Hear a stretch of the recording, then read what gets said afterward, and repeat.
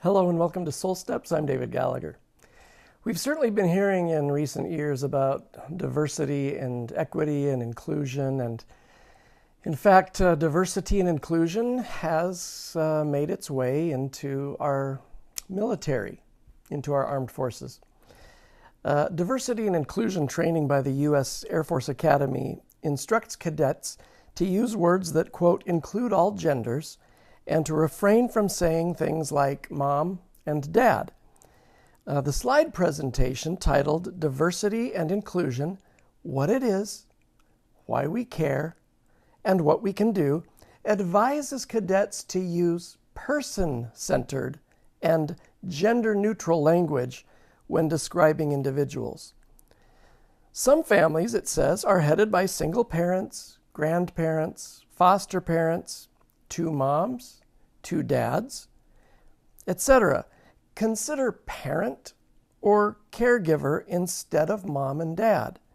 The presentation states, use words that include all genders. For example, folks or y'all instead of guys, partner versus boyfriend or girlfriend. It's gotten more and more interesting as we talk about diversity and inclusion, and it seems to work well for the people who think that's all really a good idea until you don't agree with them. And the drive toward diversity and inclusion is a drive toward causing a very, very, very, very tiny percentage of the entire population to feel included. And while I think it's good to try and include people, to completely change our grammar and our salutations is crazy. That's all I can say.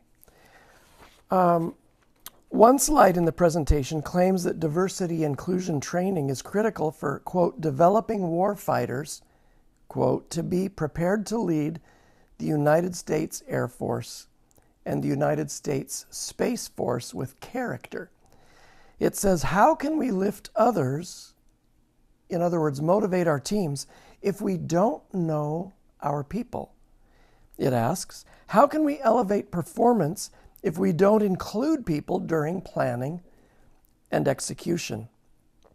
The presentation also asks cadets to finish prompts like, what I think about me in terms of who I am, what others think about me, what might be misunderstood about me, how squad and classmates can help me feel valued. You know, one congressman who has come out very strong against these trends and these teachings said that this drive is absolutely destructive to morale, to unity, to everything that he knows from a military that, by the way, integrated way before the rest of the country in 1948, post-World War II. And what we're seeing happening now is a focus on the individual, a huge focus on the individual and their identity, what they think about themselves and whatever others think about them, instead of the collective whole, everyone together as a team, and in this case with the United States Air Force as a fighting team. Jesus has always been, on one hand, the greatest unifier, but also the greatest divider. I think in light of this, it's also interesting that I recently read that Delta Airlines, their Chief Diversity, Equity, Inclusion, and Social Impact Officer, Kira Lynn Johnson, has said publicly that Delta is striving to boldly pursue equity, which has impacted every level of the company, from its hiring practices to the language it uses in gate announcements. So they're looking at hard look at things like their gate announcements. Delta has always, like most airlines, welcomed ladies and gentlemen. Well, they're asking themselves at Delta, is that as gender inclusive as we want to be? And obviously it is not. They're trying to get rid of that language because it doesn't send a message of inclusivity. Well, I'm sorry, but I have to go way back to what the Bible said in the book of Genesis in chapter 1. And it talks about in the beginning God created. And it says, so God created mankind in his own image. In the image of God, he created them, male and female. He created them. I'm also mindful in the scripture, in Revelation chapter 7, verses 9 and 10, when Jesus comes and everyone is forced to acknowledge his presence and his lordship and his kingship, it says in Revelation 7, 9 and 10, and behold, a great multitude that no one could number, from every nation, from all tribes and peoples and languages, standing before the throne and before the Lamb. From every tribe, all peoples and languages.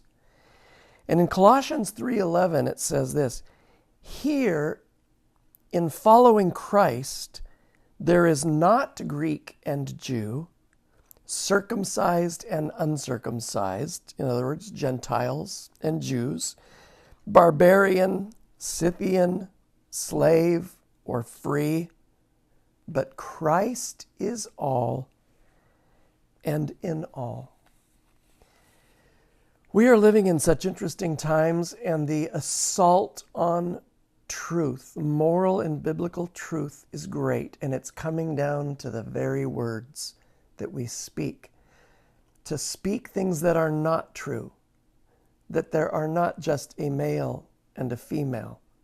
And again, trying to pacify and be inclusive of a very, very, very small group and percentage of the world's population who think they are something other than male and female. Don't give in. Don't compromise truth. It will get increasingly more difficult to do that in our world as things go. But if we all start standing up and saying, no, enough, our voices will be heard. Thanks for watching today. Thanks for remembering Soul Steps in your prayers and in your giving. If you'd like to write us, you can do so at hello@soulsteps.org. We'd love to hear from you. Thanks, and God bless.